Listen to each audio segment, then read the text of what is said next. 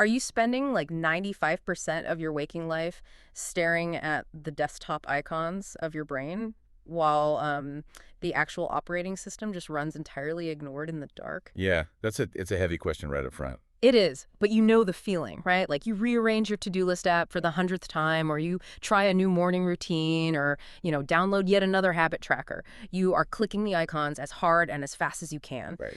But underneath it all, the machine is still overheating, and you still have that lingering sense of just pure exhaustion. Absolutely. So today we are looking at a massive stack of source materials for this deep dive. We've got manuals, architectural maps, these really intense audio logs, and they all argue that those feelings of burnout aren't a lack of discipline. They are like a fundamental system error. And it's a really critical distinction to make right at the start, because, we spend decades optimizing the user interface of our lives. Yeah, the UI. All right, the UI. We try to make the buttons shinier, the menus faster. But the legacy software driving those clicks, the actual code that determines, how you process stress or how you relate to other people, that was likely written when you were like 14 years old. And it is still executing in the background when you're 35. Which is terrifying to think about. That is exactly what we're unpacking today. The mission for this deep dive is to move you, the listener, from being a mere user of your own life, trapped in that UI, to actually becoming the architect of the OS. Yes. We're going to look at a literal blueprint called the root square chart, figure out how to dynamically navigate it using this cognitive martial art called the inversion kick. I love that term. It's so good, right? And then we'll scale this growth through cross-domain architecture because honestly, reading through these sources, the concept of being stuck in the user interface is deeply uncomfortable. The sources say people stuck in the UI mistake the map for the territory. They think, like reading a quote about happiness is the exact same thing as generating the code for happiness in their nervous system. Which it definitely is not.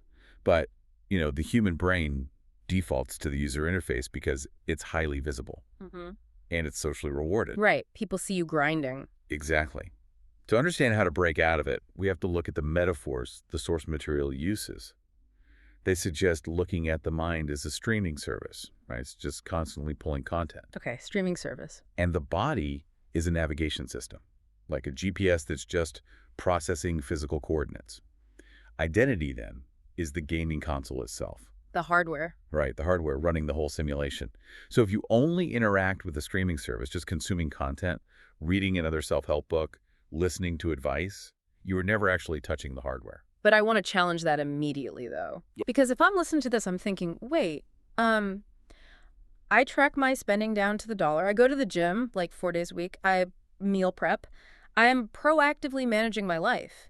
How is that not being the architect? I mean, I'm writing the habits. Doesn't that mean I'm writing the code? So tracking your spending is an excellent behavior, obviously. But let's look at the underlying kind of generating that behavior. Okay. Why are you tracking it? Are you tracking it out of like a baseline anxiety about scarcity?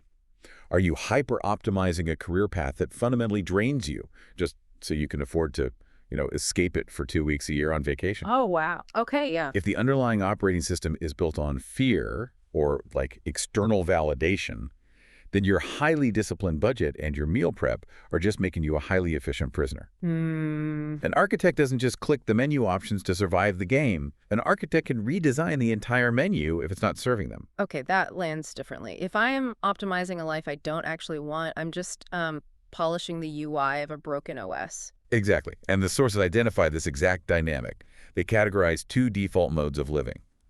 Most of humanity is running on a piece of legacy software called R1V. R1V, that stands for responsive one variable. Yes. Walk us through what that actually looks like on like a random Tuesday morning. Sure. So in the R1V equation, the external world is the constant. The economy, your boss, your family's expectations, those are treated as solid, unmoving realities. They're the concrete walls. Right. And you are the variable. You exist just to respond to the constant. You wait for an opportunity to open up. You adjust your personality to fit whatever room you walk into. Yeah. You define your success entirely by how well you meet the external markers set by those constants. You're just a ping pong ball. The paddle hits you and you bounce. You bounce, and you call the bouncing productivity. Ouch. Yeah. But the upgrade, the OS update this material is really pushing us toward is AV1, Autonomous Variable 1. Autonomous, meaning I'm no longer just reacting. Exactly. In AV1, you hold your center. Yeah. You hold what the text calls the position of 1. The external conditions are no longer the constants that dictate your value or your direction. They're just variables. They are simply variables that you work with. You are the constant. I mean, I understand that conceptually, but in practice, how do I actually know if I'm operating in R1V or AV1? Because, we all have to react to things. If my car breaks down, I have to react to it. I can't just be an autonomous variable and pretend a flat tire doesn't exist. No, it isn't about ignoring reality at all. It is about how your system processes friction. The sources offer this really visceral diagnostic tool to tell which software you're running. They call it the wince. The wince, yes. The Sunday dread. This was like one of the most relatable parts of the entire manual for me. It's universal, right? Take that specific nausea, that tightening in your chest on a Sunday evening when you think about the work week ahead. Ugh. If you are running the R1V legacy software, the responsive mode, your system tells you to override the wince. It says, everyone hates Mondays. You have a mortgage, suck it up, drink more coffee, push through. Right, because the job is the constant, and my discomfort is just a variable that needs to be suppressed. I'm literally suppressing a system alert to maintain the status quo. Precisely. But the AV1 architecture treats that wince completely differently. It treats it as pure, unadulterated data. Data, not a weakness. Exactly. It is a physical sensation indicating a fundamental structural misalignment. AV1 says this wince is a reroute signal. I am not failing as a human being because I'm stressed. My instrument is just miscalibrated. That is a massive paradigm shift. It completely separates the physical sensation of anxiety from my core identity. Yes. Like if I feel the wince, I'm not a broken object in need of self-help repair. I am an architect who just noticed a stress fracture in the foundation of the building. And once you stop judging the stress fracture and simply observe it as data, you can actually begin to repair it. Which is huge. But to rewrite this code, right, to fix that stress fracture and permanently install the AV1 software, we need a blueprint. You need to know what a structurally sound human life actually looks like from an architectural standpoint. Which brings us to the visual core of this whole deep dive, the root square chart. For you listening right now, imagine looking down at this incredibly complex recursive fractal tree, or like a spatial hierarchical map. It's visually striking. It really is. And what struck me immediately is that it completely destroys the self-help myth that transformation is just a straight line. Yeah, the linear A to B to C march is just an illusion of the user interface. The root square chart proves that real transformation is a multidimensional synthesis. You don't just progress along a line, you grow in several essential directions simultaneously. Yeah, and they have to integrate. Exactly. Let's act as the listener's eyes here and walk through the 4 levels of this architecture. Because we have to start from the absolute outer edges, like the smallest adders of behavior, and build inward toward the center. Right, the sources are adamant about this. You cannot build the center first. Yeah, why is that? Because if you try to build the center first, you are dealing in pure abstraction. You're just philosophizing. So we start at the outer perimeter, the micro level. And this level consists of 36 distinct elements called fruits. 36 fruits. And the text defines these as highly specific, actionable elements. Things like walk home daily, or read industry journals, or practice breath work. Yes, atomic actions. Right. They are small enough to be genuinely actionable on a daily basis. The fruits are the smallest units of observable behavior or skill. You can measure them. You either walked home or you didn't. It's binary. Exactly. But simply collecting 36 random habits is not architecture. That is just a chaotic to-do list. Yeah, that's just UI grinding again. Right. The architecture begins when we move to level 2, the 12 leaves. Okay, this is where the synthesis happens. Every leaf is supported by exactly 3 fruits. But the text uses a really specific mathematical symbol here. It's not a plus sign. No, it's not. It's a circle with a cross in it, the synthesis operator. It explicitly states that 3 fruits do not add up to a leaf. They emerge into a leaf. That distinction between addition and synthesis is everything. Walk us through an example of that. Sure. Let's look at the example provided in the text for a professional competence branch. Imagine your 3 micro-level fruits are, 1, domain understanding, 2, system comprehension, and 3, historical context. So knowing my job, knowing how the company works, and knowing the history of my industry. Yes, if you just add those together, you have 3 separate files in your brain. You just have trivia. Right. But when you actively synthesize them, when you force them to interact with each other to solve a single problem, They emerge into a level 2 leaf called informed perspective. Because I can't just know the history, I have to actually apply the history to the current system to understand the domain. Exactly. They bond together. It's chemistry. It's not basic math. Perfect way to put it. And as those 12 leaves synthesize across the board, they form level 3, the 4 branches. These are the load-bearing walls of your entire life architecture. The sources outline a few different configurations for these 4 branches, depending on the context. They do. Like a common personal configuration is power, presence, proclivities, and proclamations. But in a professional or leadership context, it maps to competence, connectivity, character, and contribution. And notice how distinct those 4 pillars are, right? If any one of those 4 branches is underbuilt, the entire structure is vulnerable to collapse under stress. Give me an example of that collapse. Well, you could have world-class competence, right? And a massive contribution. Right. But without connectivity, the ability to actually relate to your team or character, the ethical foundation, the architecture will inevitably fracture. Which prevents you from ever reaching level 4, the absolute center of the entire map, the one root, the emergent whole. Yes. The root represents 100% of the value of the chart. But there is a profound paradox built into this visualization that confuses a lot of people when they first look at the matrix. The paradox that the center of the chart, the root, is completely empty. Right. There's no instruction for it. There's no habit attached to it at all. Because you cannot directly do the root. You cannot wake up in the morning and write, today I will execute integrated professional excellence on your to-do list. That would be ridiculous. It's impossible to force. The root emerges organically when the 4 branches are built and aligned. It is a state of being that arises as an unavoidable systemic consequence of the structure beneath it. So the goal isn't the goal. The structure is the goal. Exactly. But I want to dig into the mechanics of how this emergence actually happens, because the sources detail something called the 4th quarter principle. Oh, this is fascinating. When I read this, it completely changed how I view skill acquisition. It explains why I can, read 10 books on a topic and still not be able to actually do the thing. Yeah. The 4th quarter principle exposes the hidden math of human capability. At the fruit-to-leaf level and the leaf-to-branch level, the chart operates on a proportional logic. We establish that it takes 3 fruits to make 1 leaf. Right. But 3 is an odd number when we are talking about percentages. 3 fruits only equal 75% of the leaf.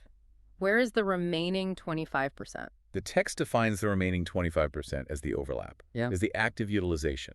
It's the real-time integration of those 3 elements. Yeah. It is the friction of reality. I was trying to visualize this when I read it, and I came up with an analogy. Let me know if this tracks with the synthesis operator. Let's hear. Let's say I want to learn to wire a lamp. My 3 fruits are a plug, an outlet, and a textbook on electrical engineering. Okay. I have all 3 components. I have 75% of the capacity. But having a plug, an outlet, and a book just sitting on a table does not turn the lights on. No, it doesn't. The missing 25%, the overlap, is the physical, willful act of actively plugging the cord into the wall so the electricity actually flows. That analogy holds up perfectly. The overlap isn't theoretical knowledge. It's the kinetic energy of execution. You have to force the components to bridge. Yeah. But the text makes a very sharp structural distinction when we move inward from the branches to the final root.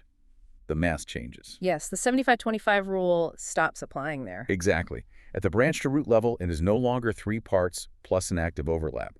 There are exactly 4 branches. Each branch, let's use power, presence, proclivity, and purpose, represents a complete, fully formed 25% identity. They're 4 distinct dimensional lenses. There are 4 completely different ways of viewing the exact same scenario.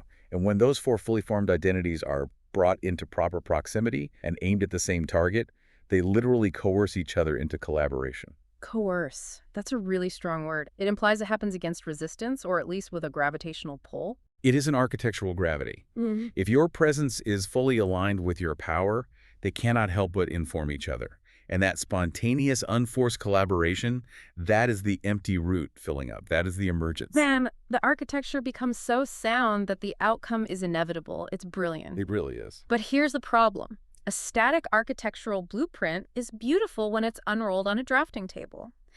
But a static life is a dead life. No. We don't live on a drafting table. We live in the messy, chaotic reality of a Tuesday afternoon where our boss is yelling, our kid is sick, and the Wi-Fi is down. How do we navigate this chart dynamically in real time? Because a map is useless without a compass and a steering wheel. Right. We need executable code to turn this static diagram into a lived, breathing practice. And this is where the sources introduce mathematics. I have to admit, when I first flipped to the page titled Pseudo-Algebraic Concept Mapping System, my brain immediately tried to activate the wince. I don't blame you. I thought, algebra for my emotional state. This sounds ridiculous. If I am overwhelmed at work, how on earth is a math equation going to calm my nervous system? The terminology is initially intimidating, I'll give you that, but the mechanism is incredibly grounded. Mathematics is simply the math of meta. Yep. It is a notation system designed to take vague, overwhelming, completely unmanageable vibes like, I hate my job or I feel stuck, and turn them into a readable, executable map. It is debugging code for your life. Okay, let's act as the translator here and break down the core of this code so the listener can actually visualize it. It all starts with the unity operator, the number 1. Yes. In mathematics, the number 1 does not represent a quantity. It represents the position of self. It is your focal agency. When you look at an equation, the 1 marks exactly where you are standing inside the dynamic. And to use this one, the system relies on tractions, the 1 over logic, Right. or the A over B rule. This specific rule is the fulcrum of the entire mathematics system. If you understand this, you understand how to steer your life. Okay, lay it on us. The rule is absolute. The denominator, the bottom of the fraction, is always the shaping force. It is the gravity. The numerator, the top of the fraction, is the content being shaped by that gravity. So the denominator is the banks of the river, and the numerator is the water flowing through it. That's an excellent visualization. So let's apply this to the 2 default modes of operating we discussed earlier. Okay. Let's start with iterator mode. This is written as x over 1. In the fraction x over 1, I am the 1, and I am in the denominator. So I am the shaping force, I am the banks of the river. Yes, I use x.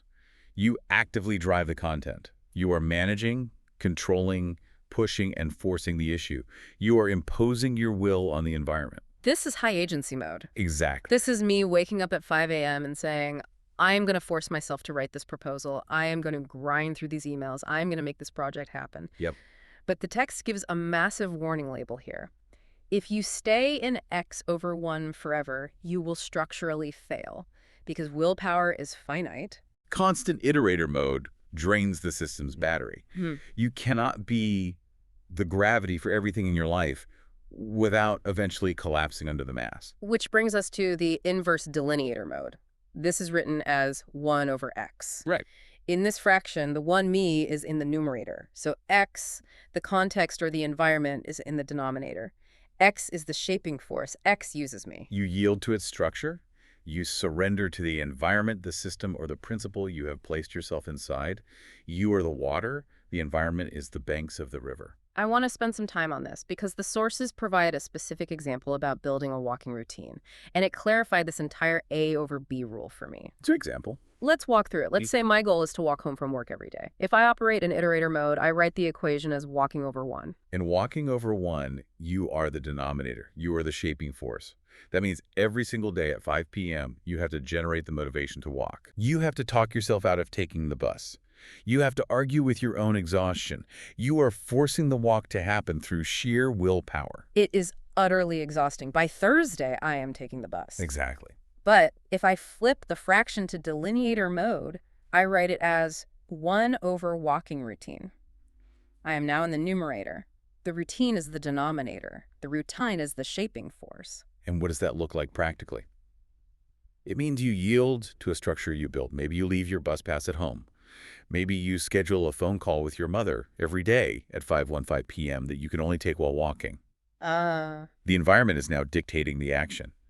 You don't need willpower. You just step into the stream and let the river carry you home. You conserve massive amounts of energy. But wait, how does this actually debug my life when I'm stressed? What do you mean? Let's go back to the idea of being overwhelmed at work. If I'm stressed out of my mind, how does an A over B fraction actually fix it? It debugs the stress by isolating the variable that is failing.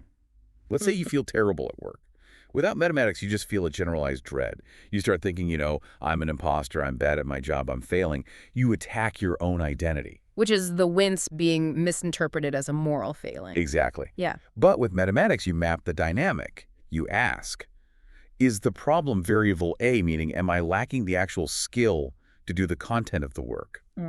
Or is the problem variable B, meaning my context, my toxic management team, is actively throttling me? Oh, wow. I am separating my identity from the environment. I can look at the math and say, actually, my skill over war, my ability to drive the work is perfectly fine. But my one over toxic management yielding to an environment that constantly undermines me is crushing my system. It gives you actual knobs on a soundboard to turn. I don't need to read another book on imposter syndrome. I need to change my denominator. That is the power of the AV1 software. But here is the critical complication. You cannot just stay in X over 1 iterator mode forever or you burn out. Right. And you cannot stay in 1 over X delineator mode forever or you become a passive robot drifting through an environment someone else built. To maintain the architecture of the root square chart, you have to be able to switch gears. And that transition mechanism is what the sources call the inversion kick. The inversion kick. Yeah. It is the most dynamic concept in the entire manual. It sounds like a move out of a fighting game. It really is a cognitive martial art. The inversion kick is the precise, conscious act of alternating between managing the content iterator mode and managing the context delineator mode. Okay. It is the clutch in a manual transmission car that allows you to shift gears without destroying the engine. I really wrestled with this concept because it feels contradictory to how we are taught to pursue goals. We are taught to pick a lane and grind. Grind culture, yeah. Let me try to map this out with a scenario. Let's say I decide I want to learn to play the guitar. Okay, good. I start out in iterator mode, guitar over 1. I am the denominator. I am aggressively driving the content. I am watching YouTube tutorials at 2 a.m. I am forcing my fingers to form chords until they blister. I am grinding. I am pure shaping force. And what happens after 3 weeks of pure guitar over 1? I am exhausted, my fingers bleed, my practice schedule is chaotic, and I am incredibly frustrated because I hit a plateau. I am getting tunnel vision. You are losing the overarching architecture. You're getting sucked back into the matrix of R1V. You're no longer acting autonomously. You're just reacting to the frustration of the plateau. Right. So before I quit inversion kick, Yeah. I physically and mentally disengage the clutch. I kick over to delineator mode. 1 over guitar context. I stop trying to force the playing. Instead, I yield to the environment. Oh, so? I spend a week just building a beautiful practice corner in my office. I buy a proper stand. I hire a teacher to give me a structured curriculum. I let the context shape me. I become the water. The teacher's curriculum becomes the riverbanks. You yielded to a superior structure to conserve your own willpower and allow your system to rest while still progressing. Exactly. But then, 2 months later, I'm doing my scales perfectly every day, but it feels like homework. I've lost the joy. I am too structured. The environment is too rigid. So what do you do? Inversion kick. I flip back to iterator mode, jam session over 1. I take my new skills, go to a friend's house, and just wail on the guitar for pure fun, driving the content again with my restored energy. That cycle demonstrates the absolute necessity of the inversion kick. Yeah. You kind of just frame a house without laying a foundation, and you can't just design a house on paper without eventually swinging a hammer. You have to alternate. Yeah. But the source material introduces a mathematical reality here that makes this process incredibly potent. It's not just doing one and then doing the other in isolation. It's synergistic amplification. This is where the text brings in the asterisk operator, the multiply symbol. Yes. When you integrate A over 1 over 1 with 1 over 1 over B, they mutually reinforce each other. Your initial pass in iterator mode deepens your understanding, which makes your inverted pass in delineator mode infinitely more effective. Because I grinded on the chords first in iterator mode, I knew exactly what my weaknesses were. So when I inverted to context and hired a teacher, I knew exactly what kind of teacher I needed. I didn't hire a classical instructor if I wanted to play blues. Right. And because I yielded to that specific teacher structure, my next jam session over 1 was 10 times more expressive. They compound. They compound exponentially. You aren't just oscillating back and forth like a pendulum. You are consciously governing an upward spiral feedback loop. Every kick propels you higher up the root square chart. But switching gears isn't easy. No, it's not. There is friction. The text doesn't shy away from the fact that performing an inversion kick is deeply uncomfortable for the ego. When you are a high achiever used to being in X over 1 control, yielding to 1 over X feels like giving up. And when you are used to the safety of 1 over X structure, stepping out to drive the X over 1 content feels terrifying. That friction is exactly why it is called a kick and not a drift. It requires a sharp, conscious exertion of will to break your own inertia. But once you master this inversion kick in one domain like learning an instrument or managing your physical fitness, you start to build real architectural strength. You do. Which begs the question, what happens when you start applying this mechanism across all 4 branches of your root square chart simultaneously? That opens the door to phase 2 of the transformation cycle advanced cross-domain architecture. This was the moment in the reading where the entire matrix really snapped into focus for me. Same. It is the realization that your isolated goals, your fitness goal, your career ambition, your relational health, they aren't actually separate apps running independently on your phone. Right. They are all drawing resources from the same operating system. Most self-improvement advice treats our lives as siloed projects. You have your gym life and your work life. Exactly. But the sources reveal what they call the multiplier formula. Total transformation is not additive. You don't just add your 10% fitness gains to your 10% career gains for a total of 20%. It is multiplicative. It is the sum of all domain improvements multiplied by the feedback they receive from other domains. Yes. If the systems are connected, a breakthrough in one area cascades into the others. So if I build deep, resilient discipline in my physical health, if I master the inversion kick between pushing hard in the gym and resting properly, that discipline doesn't just stay trapped in the weight room. No, it doesn't. It physically alters my nervous system's capacity, which transfers to my ability to sit down and focus on a complex report for work without getting distracted. Exactly. And because of this multiplier effect, the text identifies specific high transfer domains. What are those? Well, when people look at the root square chart, they often feel overwhelmed. They don't know which fruit to plant first. The architectural rule is, you do not start with a narrow, isolated technical skill, like learning Excel macros. Okay. You start with embodiment, relational, or creative work. Why those 3 specifically? Like, why does embodiment yield a higher return on investment than learning a concrete business skill? Because the capacities you build in embodiment, which is your physical health, your nervous system regulation, your sleep architecture cascade into literally every other node on the chart. If you do embodiment work and learn to regulate your breathing under physical stress, that exact same biological regulation transfers directly to how you handle a high-stakes board meeting. Or an argument with your spouse. Yes, or how long you can maintain creative focus. The cascade potential is systemic. A macro in Excel only helps you in Excel. Regulating your vagus nerve helps you everywhere. That makes perfect sense. But this interconnectedness also holds a massive risk, which brings us to what the text calls the integration inquiry. Because if good things cascade, bad things must cascade too. They absolutely do. We have to constantly ask, do our branches reinforce each other or are they in conflict? A fragmented system is one where your branches are actively working at cross purposes, draining the OS of all its energy. Give me a real-world example of that. You might have built incredible power and ambition in your career. But if the way you utilize that power fundamentally undermines your presence with your family, the architecture is unstable. If your stated purpose conflicts with your daily proclivities, your actual habits, the system will literally tear itself apart from the inside. To illustrate what happens when a massive system is fundamentally fragmented and refuses to accept cross-domain feedback, the source text uses a highly complex historical example. It does. And to be clear to our listeners, we are examining this purely as an objective, impartial analysis of systemic architectural failure, exactly as the text presents it as a case study. The example used is the strategic collapse of military strategy in World War II, specifically the ideology of supremacy. Right. It serves as a profound macro-level example of the fatal flaw of supremacy when used as the structural architecture. How so? The architectural analysis shows that a strategy built purely on supremacy relies on massive distortions of reality, the myth of inherent infallibility, the fiction that adversaries are inherently inferior, and the illusion of unilateral control. So if we translate that back into mathematics, supremacy is basically a complete pathological refusal to ever operate in delineator mode. Yes. It is a total refusal to yield to reality, to adapt to context, or to accept feedback from the environment.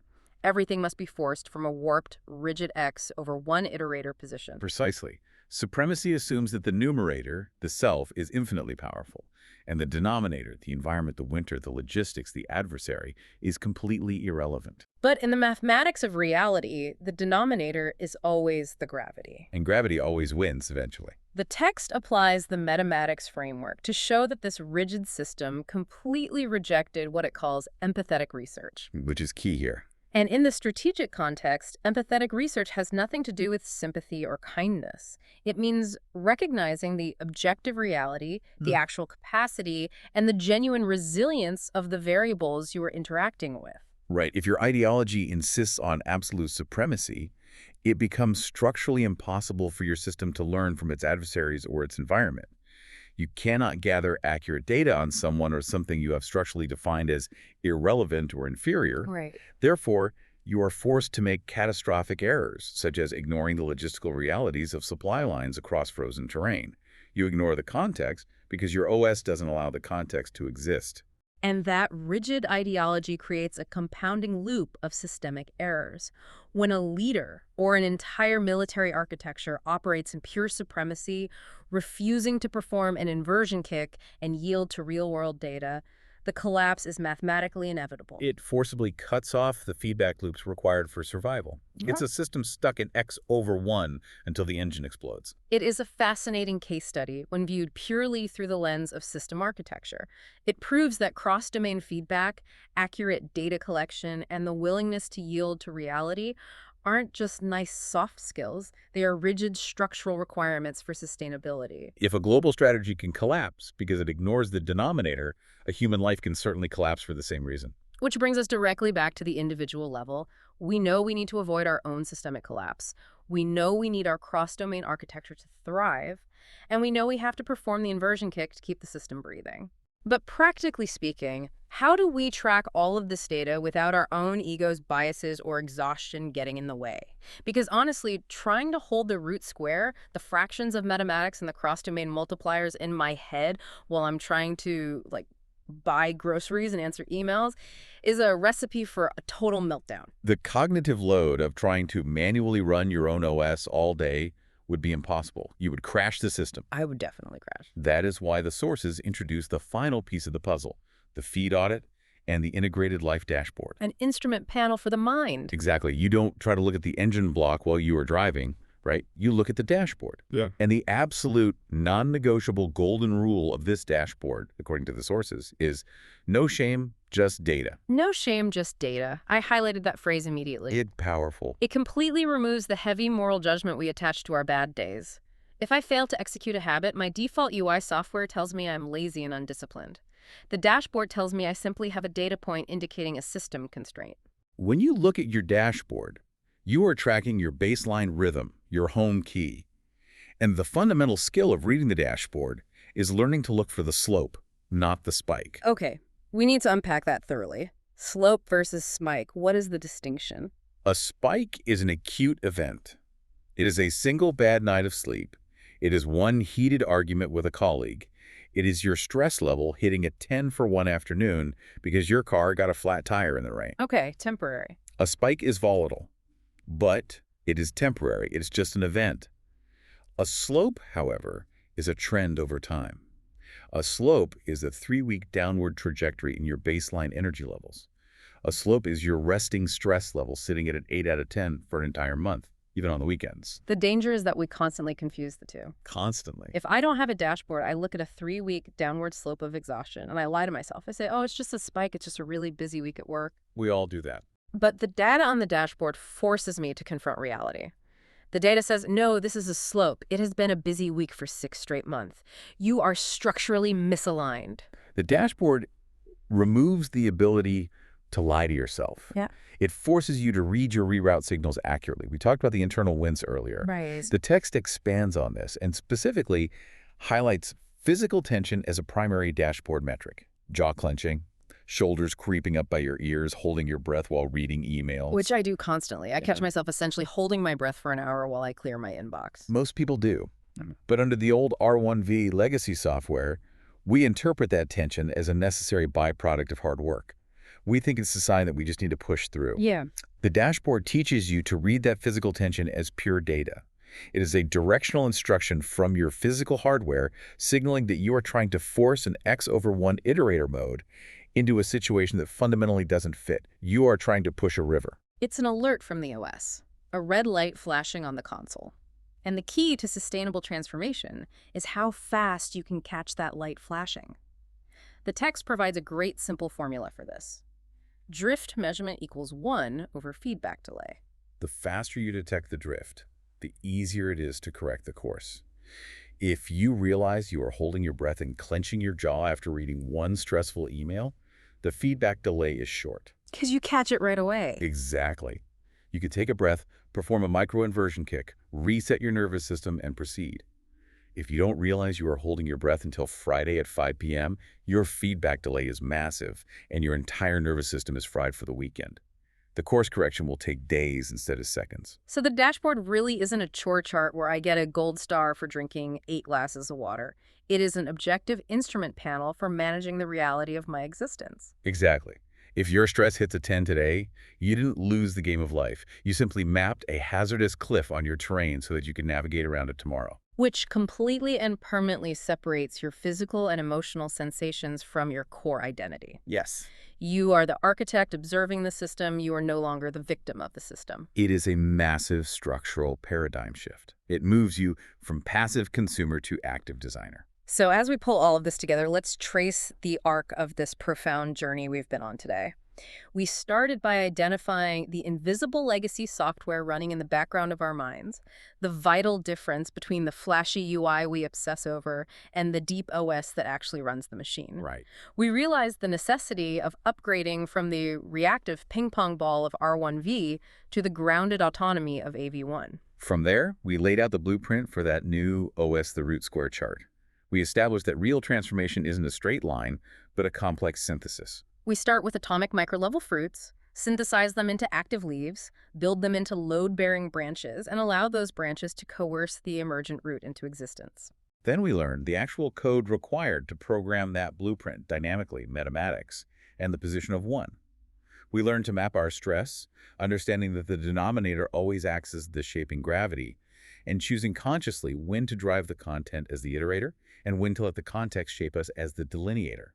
Which naturally required the inversion kick, the cognitive clutch, the martial art of alternating between those modes to prevent systemic tunnel vision and keep the entire architecture breathing. We then scaled that mechanism up to advanced cross-domain architecture, realizing that every single domain of our life is interconnected. We saw that building structural capacity in a high-transfer domain, like our physical embodiment, acts as a multiplier, cascading growth into our professional and relational lives. We also saw the catastrophic collapse that happens when a system relies on rigid supremacy and refuses cross-domain feedback. And finally, we installed the dashboard to manage the cognitive load, tracking the long-term slope rather than the emotional spike, and treating physical reroute signals as pure, actionable data with absolutely zero shame. It is an unbelievable amount of agency to hand over to a person. It is a dense, challenging matrix of ideas. But as we wrap up this deep dive, there is one final mind-expanding concept hidden near the end of the text that I want to leave you, the listener, with to mull over on your own time. It points toward the ultimate evolution of the system. Right. Throughout this entire conversation, we talked about making the leap from being a user to becoming an architect. But the text hints that there is a step even beyond the architect.